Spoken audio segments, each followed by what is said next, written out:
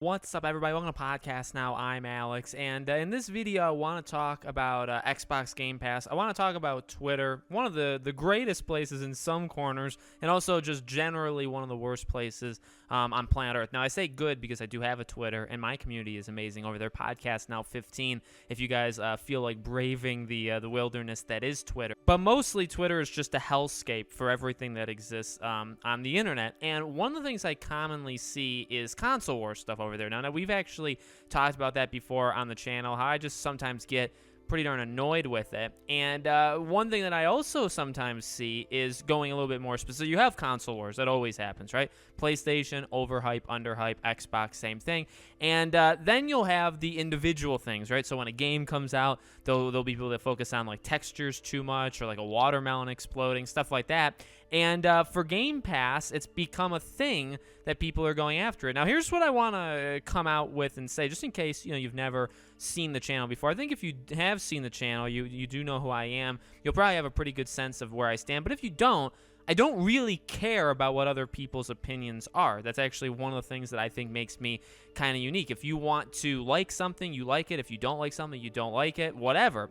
You can voice your opinion. I have really no problem, as long as it doesn't go to like threats and like actual attacking, not what people classify as online hate nowadays. That's fine. That's fine. But obviously the next step of that is not okay. So that's just something to make very, very clear. And also, I'm not like a paid servant or like a fanboy of anything. I actually hate the people on Twitter that'll say the whole Game Pass advertisement of like, oh, you should buy it, it's got great quality. And a lot of those people end up being, they're just joking, they're trolling with people, and that's fine. I guess there's a little bit of fun there, but I really don't care about that either. So it's not even really me being a diehard Xbox supporter, diehard Game Pass supporter or not. It's just that I don't really understand the argument of overhyping, I believe is the term, overhyping Game Pass. So I'm not going to show tweets because then that's going to just show people that said it, and I don't really want to put that out there. But oftentimes when you'll have like the video game category, how Twitter will sometimes automatically generate and give you people's tweets from these Twitter handles that you do not follow and have nothing, you've never been in their circle.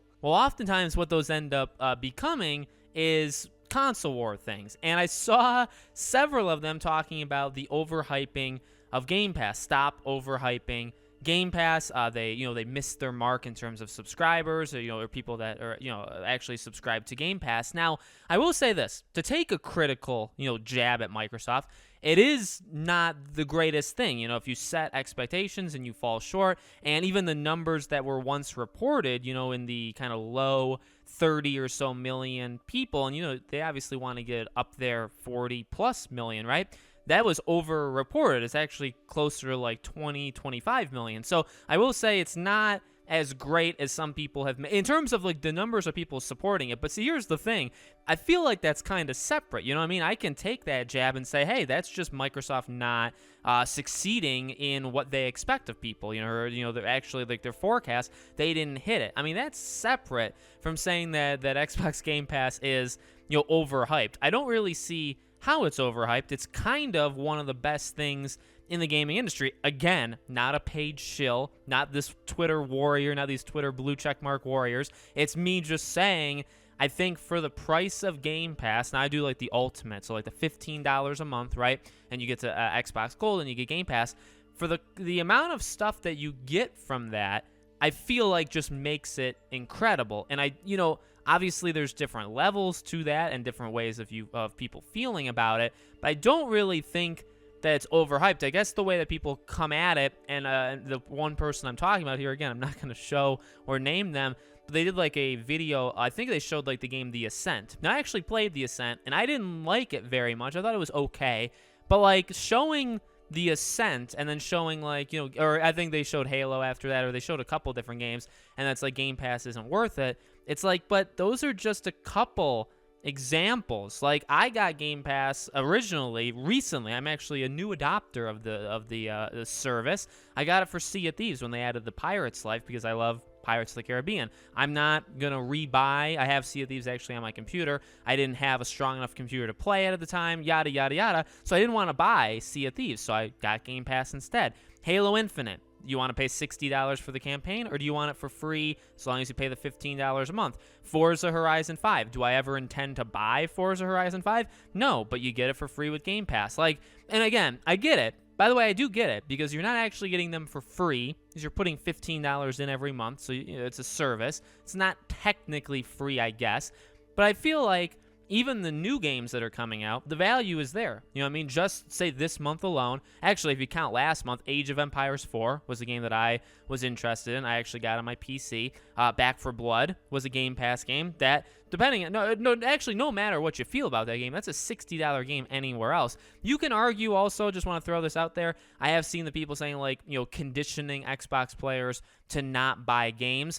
I'm not sold one way or the other. I kind of have conflicting thoughts of that. This really is kind of outside of that, because while maybe that's true, maybe it's false, ultimately, I'm not going to pretend to know your financial situation. I'm not going to pretend to know better than you when it comes to your own money. But I'll tell you, for me, where I stand in life, if I can get something for free or by paying less money for it, I'm going to do it. Like, is there long-term ramifications for it? In some ways. But also, the markets are just going to kind of play out.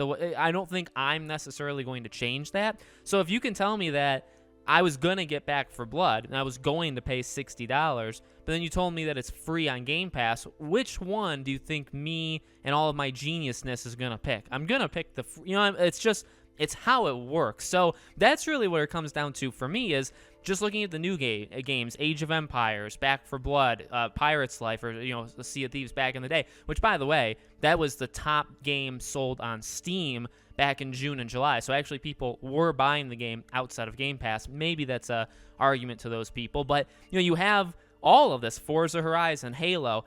I just don't see how, and those are just new games. There are lots of games on Game Pass. Now look, one final time for the fools in the back that don't listen to me. This is not a service. I'm not telling you guys with code podcast now you get 15% off your Game Pass subscription, okay? I don't have a code. I'm not telling you to get Game Pass. I'm telling you make your own decisions. I just think it's stupid when you have those people out there, because here's where it's ultimately backed by. These are people that like PlayStation. And by the way, I like PlayStation too. I just don't feel the need to start arguments with people if they like the opposite thing. Games are games. In fact, people should probably play all of them instead of picking sides. That's actually what I think. I think you're missing out on quite a bit if you're a PlayStation fanboy, if you're a Microsoft fanboy, if you're a Nintendo fanboy. I think you're missing out on a lot of things that games have to offer if your mentality is like that. And that's where ultimately this lies from. Ultimately, no matter what you think about this person or what I think about this person, it really comes down to, obviously, based off of their profile, and not just one person. Like, there's a lot of people on Twitter that do this. But one funny thing about it, by the way, is they don't get ratioed, but they get pretty close to ratioed, and they don't actually have all that many followers based off of what you would imagine they would have, because you see so many replies, so many quote tweets, which there's a reason, and so many likes. There actually is a decent amount of likes, right? Because the tweet gets spread around so much. So you would think they have a lot of followers, but the thing is, nobody likes these people. Nobody likes them because all they do is start arguments, and it's very clear they're just on the opposite side. So this person just doesn't like Xbox, which is fine. Actually, I don't care. That's the whole point. I don't care, but why do you have to just you're antagonizing is one thing, and I get it, it's Twitter. I'm not saying, Twitter aside, Twitter is the place to go to start wars and start fights, okay? You have that part, but it's just somebody who doesn't like them, you know what I mean? And just taking that side to it. And also, in my opinion, just spreading kind of an outright lie. So in my opinion, this video is kind of me just being sick and tired of seeing these idiots on Twitter. And secondly, me just not understanding how you get to the idea that Game Pass is a horrible service. I think you can have the argument of it makes people maybe not want to buy games. You could argue that, and I'm not going to stop you from that. You can make all these, you can make different arguments maybe I haven't even thought of. But to say, like, I don't know, I think just factually, getting all of these games every single month for $0, I mean, you do pay $15, but then you get it for $0, just this month alone. Forza is like 4 times what the Game Pass subscription is, okay? So you get Forza, which is 4 times more That's just this month. Then you get Halo next month. And that's just new games. Then you have games that are constantly being added. Now, are there the greatest games that are constantly added? No,